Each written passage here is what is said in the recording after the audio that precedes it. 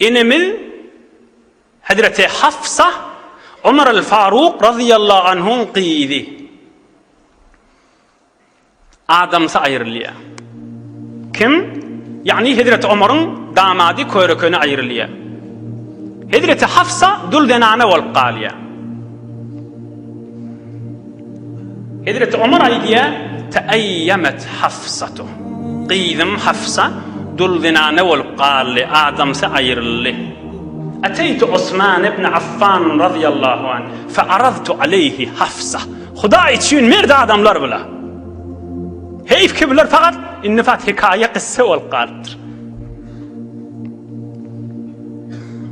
قيد من آدم ساير لي مدة تجنن ثمرام عثمان بن عفان قلب أذن أيتم قيدم حفصان سانغريني ويتم آدم ساير لدي وهم Hazreti Osman aydıptır "Sa'anzuru fi emri" göreyim diptir. Bir neçe gün geçiptir Hazreti Ömer de gözleşip duranmıştık. Musbat cevap verir deyip. Bolya diyer deyip. Neçe günden sonra aydıptır "Qad badali alla atazawwaja." Maslahat bilmedim alacak değerliptir. Neçe gün geçti maslahat bilmedim deyiptir. Hazreti Ömer radıyallahu anh Huda için merde adamları öldüren. فشكى عمر رضي الله عنه إلى رسول الله صلى الله عليه وسلم في رواية أهم هدرة عمر بالرواية في خمر مذبرب نارحت بول ذير نفتر من قيدم حفص آدم ساير لي شون هدرة عثمان أيضا دا أسن جواب برمد ديبتر في خمر مذنام ديبتر نارحت بول مديبتر يتزوج حفصة من هو خير من عثمان narahat bolma diptir. Sen Hafsa gıydını bir adam izdivac edecek, Osman'dan gawa adam diptir. Resulullah'ın öğüdü da yöne Hazreti Ömer hadir düşünlendir. Yetezevvecu Hafsa men huve hayrun min Osman. Osman'dan gawraq adam izdivac eder on menen diptir. Aham Hazreti Ömer bu gurrundan sonra felaqitu Aba Bekr as-Siddiq radıyallahu anh. Hazreti Ömer aytiye. Abu Bekr as-Siddiq'a sataştım diye. فأرضت عليه حفصة ona aytdım Osman alacak değerliydi. Sen min qiydim Hafsa'nı alacak mı dedim. Hazreti Ebu Bekir Sıddık fesamete keplemendir.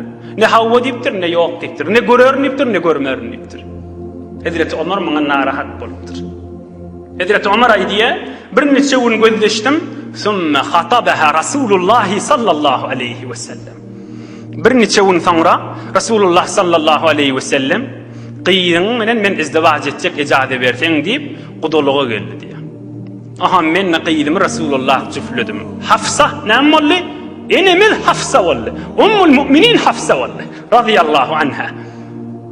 Resulullah'ın evvel kide nanati enemiz Hadice, ikilenci enemiz Sauda, üçüncü enemiz Aişe, dördüncü enemiz Hafsa vallahi şmahala çeli. Hazreti Hadice dünyadan geçti. Enemiz Sauda, enemiz Aişe, enemiz Hafsa bağınmış mahal. Aham bu ürün qalli izdivaç tamam oldu. Kulak asın. Aham Hazreti Ömer Ebu Bekir Sıddık'a sataşıptır. Aham Ebu Bekir Sıddık'a aytıptır. Lealleke vecedte aleyye hine aradte aleyye Hafsa. Sen ol Hafsa'nı bana aydanda menni keplemeyen durumda qıyın gördün hey deyiptir. Hazreti Ömer aytıptır Havva sen bana cevap vermeyen men beter qıyın gördüm deyiptir. Ebu Bekir Sıddık nama cevap veriptir. Qale Sıddık'u men şu vaqt sana cevap vermedim illa enni kuntu alimtu enne Resulullah sallallahu aleyhi ve sellem kad zekaraha felem ekun li ufşiye sirra Resulullah sallallahu aleyhi ve sellem. Men sana cevap vermedim men şondan öwünçe bir neçe gün öwünçe Peygamberimizden eşittim Hafsa'nı men yanımda ağladı. Men şon menen izdivac etsem nahilli deyip. Aha men ne şonu sana aytmadım hatta sen begindirjek de olup aytmadım näme deyip şon şayet Resulullah'ın nazarı evez bolunmulsun ve Resulullah'ın sirri gurrunun aytıp biljek däl icade bermäke aytıp biljek däl deyipdir. Müslüman adamın sirri gurrununu aytmana icadam yok deyipdir. O da Resulullah'ın sirri gurrununu. keplemediğim şondan çüreyim deyiptir. Şon bilyadım Resulullah hapsana ağlayadı. Sen ne maňa diýotin? Yo maňa aýdyp ýörme on Resulullah ağlatdy diýem bolsan, Resulullah maňa ijazat beren halkyň ýanyna aýdyp deyipdir. Sirri urun aýtyp biljek dähellikdir. Şondan çüreyimde keplemedim. Ne hadidim ne madidim deyipdir. İzdivaçda boldy deyipdir. Enemi Hazreti Hafsa Resulullah sallallahu aleyhi ve sellem bilen.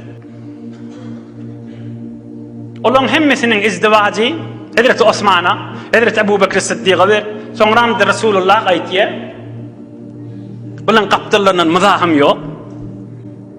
Bir qiydi olan izdivac edecek bolsa şu mahal näme dip öz içerisinden asılıp başlaýar.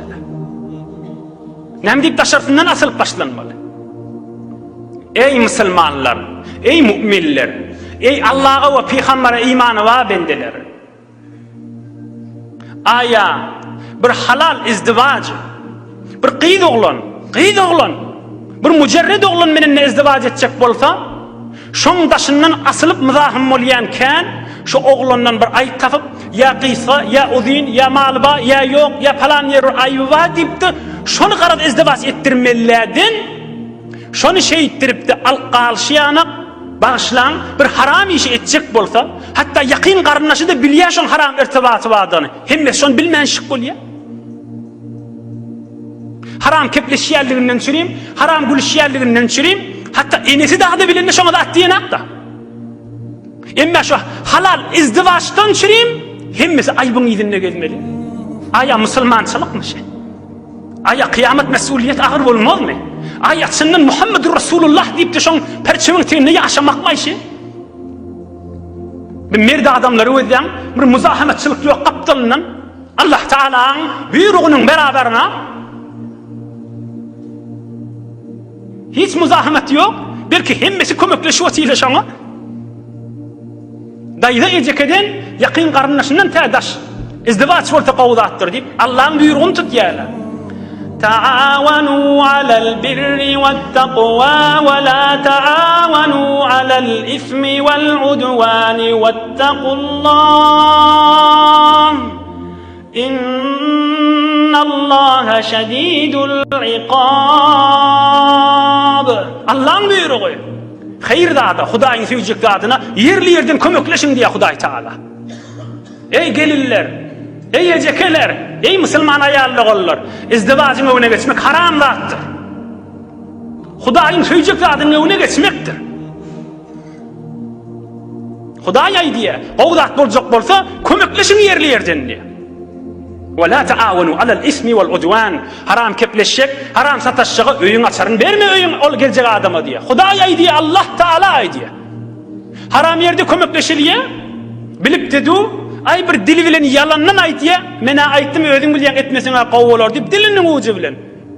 Emma ol halaldan çüreyim, jany bilen asylyp, mal harç edip, wagtyny geçirip, şoň öwüne geçecek bolup muzahim bolunýar. Hani Hudaý üçinlik, hani musulman adamın tamam harekat Hudaý üçin bolmak. Näme diýip bahilçilik bolmaly? Näme diýip hasadat bolmaly? Bular hemmesi Hudaý üçin bolansaň, hiç muzahamatçylyk ýok. Ýene bir gurrungyny aýdyn, 2-3 dagada tamam edin. Görüň, howsale bilen kulak asyň şu ýerine. Ey öýlenjek dostlar, Resulullah'ın sırrını aýtjak dälipdir. Şu mahal bir qiydi oğlan gelin boljak bolanna, bir oğlan öýlenjek bolanna, ikisi biri-birini tanıyanak da, oham erkek oğlanyň tarafy qiydi oğlanyň gelip mahallesinden soraýar. Falanydan soraýar. Oham bir aýdýar, biderekdir diýär. Bir aýdýar, gowdur diýär. Biri yalandan aýdýar, bir dogrusyny aýdýar, bir bahilçilik etýär, her kim bir zat aýdýar. Bir jamada bolýan zat. Sen meni ki barp soraýas, falani 5 nefer biri şoňa biderek diýipdir şo qyda, biri atasyny ýamallapdyr, biri özüni ýamallapdyr, biri de öwüpdir. Şazat serdir. Oham bil oglan şo qydy bilen izdivac edýär, soňra oturşyp duqala aýdýar, men sen mahalläňe baramda, falani sen öwdi, falani sen ýamallady, falani sen ede taň ýamallady, falani de saňa beýtdi diýär. Şazat mescidiň mihrabyny haram zat. Şadat şugulluk, şadat adamı azab-ı kabre yetirýän zat. Näme diýip serdada aýdýan den anaňa?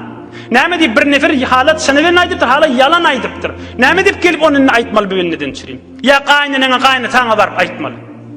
Falany ila sizi yamallady, falany ila sizi öwdü diýip. Nemimani yaman diýdi şehedin, sohançyn bolsa ham bolma sohançyn. Resulullah fuzulçylygy azabyl qabra ýetirer diýipdir. Näme diýip fuzulçylyk etmeli erkadam bol. Falan ila sen yamallady, falan ila yamalladı. Yamallasa yamallasın. Bu bir sirri zat öz içinde saklamaly. Sen musulman ahim. O benne yaxşylygy diýip aýdypdyr, ya yamanlygy diýip aýdypdyr. O tamam ol aýtjagyny aýtdy, öz mesuliyeti kıyamat. Emma sen menden diýip soňra den anaň ýanyna aýtmaly, falan ila sen yamallady, falan ila sen öwdü diýip, bular bir sirri wurrundy.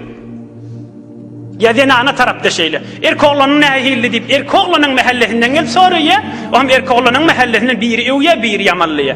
Soňra den ana şol gelin adamsynyň ýanyna, soňra sam öwrenşelen hem aýdýa. Sen tahqiq edemizde, falan ila sen yamanlady, falan ila sen yamanlady, olaň aralarynyň kini kuduratyna sebep bolmaly.